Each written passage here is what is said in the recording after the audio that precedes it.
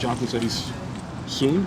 Is he in the mix this week? Yeah, he's been training. He's been pretty close to the full training this week. So tomorrow he'll get into probably more of the training. See how he feels before we game time decision whether he's in the mix or not in the mix. So I'm guessing he probably would like to get a full week of like just real live training, just to be certain and confident about certain things. But we'll see where he is tomorrow and how he's feeling. So I think he's just in that space where there's scar tissue in there that is, at times breaks up and gets sore and things like that. So hopefully we can work him through that tomorrow or through the next few days.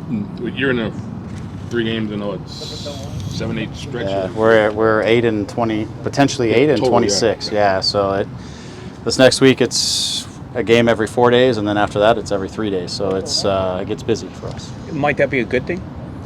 Yeah, I think for our guys, I'd love to get out and play. It's going to be nice to play 3 games at home in a row, just to try to get some momentum and some rhythm and some of those things, hopefully on our side, and ideally play well and get some results and build something out of this little stretch. It's just been not as smooth as we would like it to be, but this is an opportunity in the month of May where a lot of things can evolve and change if we can get that momentum on our side.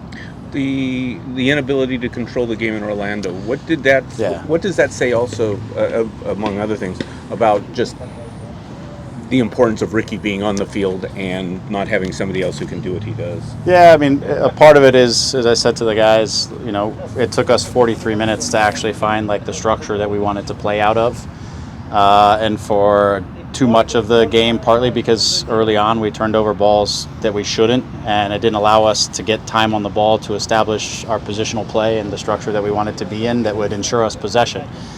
And because of those turnovers and then us not getting into our overloads and the shapes, it just became a game with a lot of turnovers, transitions. It's expensive defensively, and if you're in Florida and you're having to defend in long stretches, it just becomes expensive physically. And so that was a problem. Second half got a little bit better in terms of that side of things. But for sure, as Ricky is in there, then it ensures some mobility. It ensures some overloads in certain areas. It definitely gives us, he can wiggle out of pressure sometimes in games when teams are high pressing. He can do a little bit something different.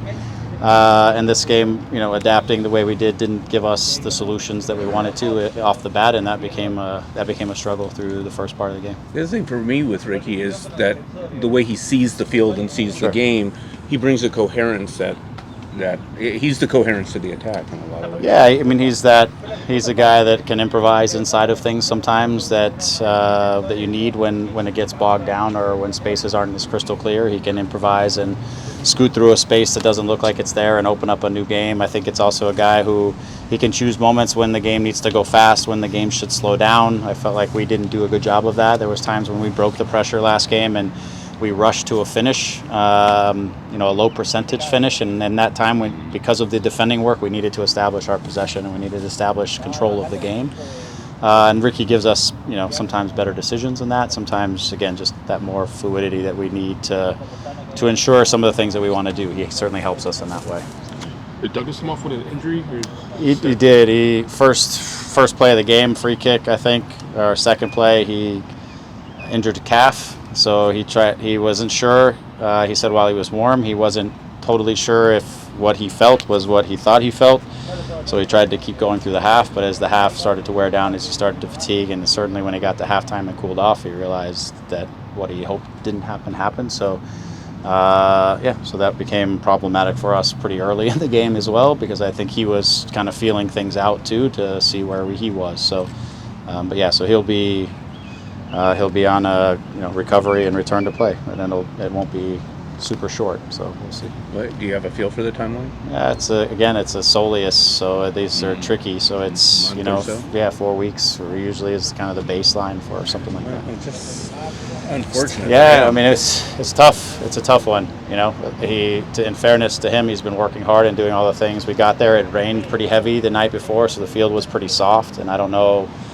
Sometimes you go from being hard fields to soft fields, travel, these kinds of things, and you're a little bit vulnerable if you already have some vulnerabilities. I don't know. So it's unfortunate because it's another setback, and both for him, for the group, and I know when he came on the last couple games, he really wants to try to prove that he's going to help this team and be the guy or be a guy inside of our group, and it's just another setback. It's frustrating for him, I'm sure.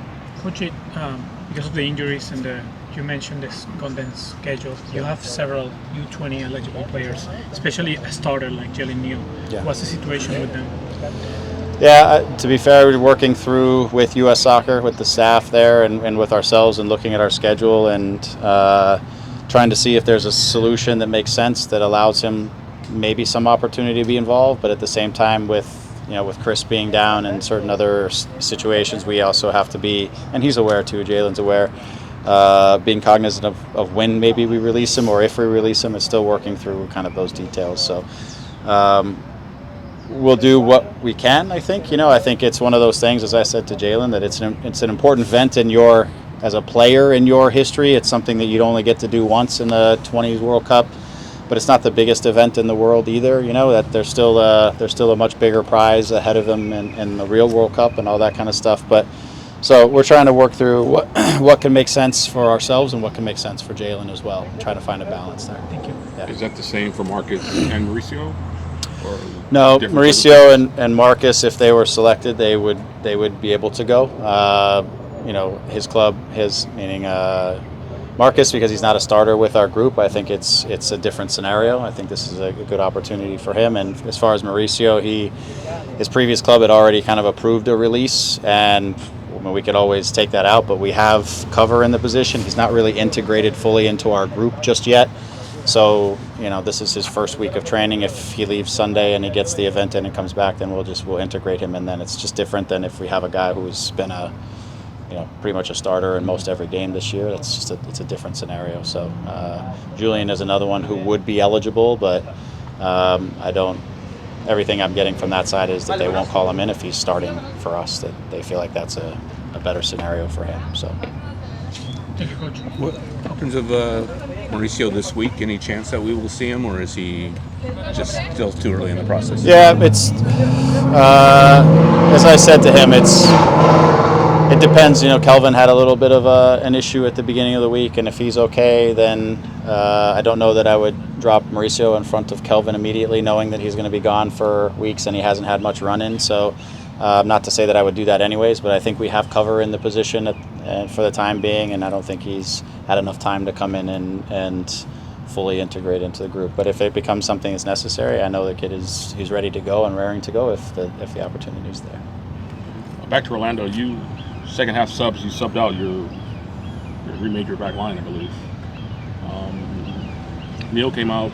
Jalen was cramping. Guys were struggling in the humidity. Well. Yeah, both of them were cramping. I mean, we were 60 minutes in, and they were struggling physically, cramping up. Again, as I said to you, by not having and controlling the possession in the first half, it became physically expensive. And the humidity and the warm weather that is Florida, if you overexert and you're not efficient in the game, then you're gonna pay for it somewhere. And those two guys who are not used to our league and maybe not used to playing in all the different environments that you encounter in MLS between altitude and humidity and all the different things. They're new to the league. I think it was a little bit of a shock to the system. I think the guys who've been through our league and been in these different places just have a better understanding of what they're encountering in each of these different venues, if you will. Your thoughts on facing the Rapids? They're a tough team. Obviously Robin, know him well, and his competitiveness and what he's expecting from his group. But they're athletic. They're big. They're direct. They're going to look to play behind us. They're going to look to try to exploit spaces behind our back line for sure. It'll be, always with them is sometimes he'll come out and he'll be pretty active in the press, and sometimes he'll sit and play you really on the counter. He's got, Robin's got some different weapons in terms of the guys up top between Barrios and Cabral and Lewis, and these guys are flyers that can get you in counterattacks, and or he can choose to be aggressive and press. So they're a team that hasn't got a lot of results, but they probably deserve more results than they've gotten. I think I saw something that came out yesterday that they're 9 goals below their expected goals, which is, maybe one of the top in the league. So sometimes you think that they're underperforming on that side of things a little bit, which is something you just got to can't take for granted, that they can be a dangerous team, and you got to make sure that we defend well and control the things we can control and try to keep the ball. And when we do have the ball, we need to be also very aware of the transition moments. I mean, this is a formula I say to you guys, I feel like, about every time we play at home, that we've got to be able to be responsible with the ball. We've got to create and finish chances. And we got to keep a game at 0 and give ourselves a chance to get on the front side of it, and then from there we can play from a positive position instead of a chasing position. This question I knew I was going to ask you before I saw the Ted Lasso episode from 2 episodes ago. Are you watching Ted Lasso right now? I have actually watched maybe up to that one. I don't know exactly what happened 2 episodes ago. It's the Amsterdam episode. Okay. Have you done the Amsterdam? No, one yet? I think that's about where I'm at. Yeah. Okay. Yeah. So you're gonna tell me what happened, or No. I'm gonna let you. I appreciate that. Let you wait it out. But Total Football comes into the episode. Yeah. But I was thinking about this beforehand, and that's in terms of you building your philosophy and the building blocks of all that. How big was Johan Cruyff in all of that, and in what ways have you looked at what he brought to the game and kind of swirled it around your head? Yeah, I mean, I think there's generations of coaches. Obviously, Johan Cruyff was one. Pep is a big follower and a proponent of Johan's ways. Pep is somebody and his teams that I pay a lot of attention to and have dialogue with some of his assistants, or and a little bit here and there about our group and some of our ideas and things like that. But these are all things that for sure I enjoy. They're teams that want to have the ball. They're teams that want to have soccer players on the field and want to control the game and manipulate the opposition in possession and all those kinds of things. Be an attacking oriented team and all those kinds of things. So and Pep continues to evolve it. I mean, if you watched the game the other day, he takes Stones, who's a center back, and he just shifts him up into the defensive midfield position. The interesting thing is they never really changed the structure. The structure is still kind of in possession, a 3-4, 2-3, if you will, and he keeps those wingers high.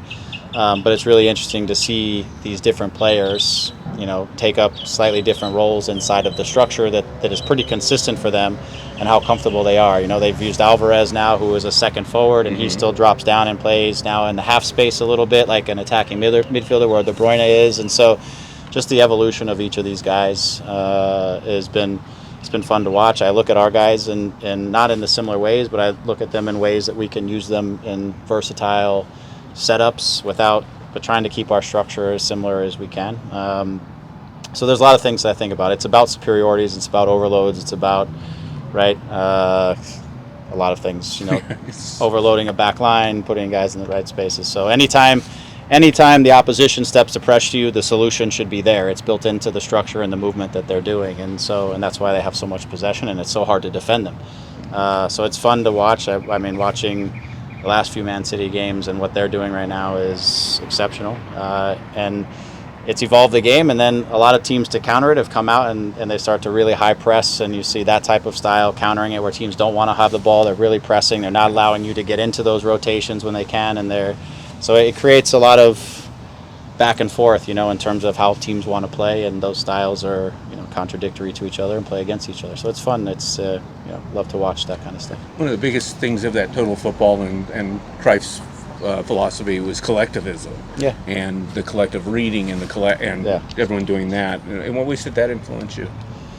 Yeah, again, it's the school of thought that I subscribe to more than others, and so you've heard me say a lot. It's about game reading, and it's about not just the individual's game reading, but it's about the collective group game reading. Sometimes breaking it into smaller sort of units, or if you will, we call them chains sometimes, and those guys having relationships and how they manipulate their half of the field and so on and so forth. So I certainly subscribe to that way of thinking, and I am passionate about it, and we'll stick to it. And with our group, we need to keep evolving, because as you add new players in, then you have to add new guys who have to think in the collective structure and with the solution-oriented thinking that we're looking for within our group. So, but we're getting more and more pieces that I think can do some of the evolutions and some of the ideas that we want to ultimately get into. And we still have a couple left to go ultimately that, as we know, we've talked about, and as the window was closing and things like that. So. You were born in '74, right? I was, yeah. So you're probably just a little too young to have seen him play. Yeah, I mean, videos, pass, things like that. So reminiscent type of stuff. Obviously, nothing in the live era, but that's why I say, from a coaching perspective, someone like Pep has certainly been more in my generation and era of guys that have evolved the game another level, or at least within that frame of mind. Have you studied Ajax or Holland from the '70s? Have you watched? Have you studied Cruyff specifically at all? A little here and there. I can't say that I have gone back. I've read some stuff inside of different books, narratives, things that have been talked about it, stuff like out that. of Holland. Yeah. So a little bit. There's probably something I could do a little more in my spare time, but these are things that I get when I'm not like 23 hours a day focused on our group. Then I try to spend an hour diving into watching the Man Cities or these types of teams. Aside from Douglas and Mavinga, everybody else available, and Bond, of course. Yes, I think yes. How long with Mavinga? Probably about 2 more weeks, roughly, give or take. He'll start to run out on the field next week, and then then it will start to assess as he works himself back into the training environment. But again, it's that soleus, which is a little bit precarious. If you feel great until you start moving, and then and then it can bite you real fast if you're not quite ready. So we have to. Some of this is just about a healing timeline, and some of it is about how quickly a player can then get back and ready to go. So, but he's making good progress.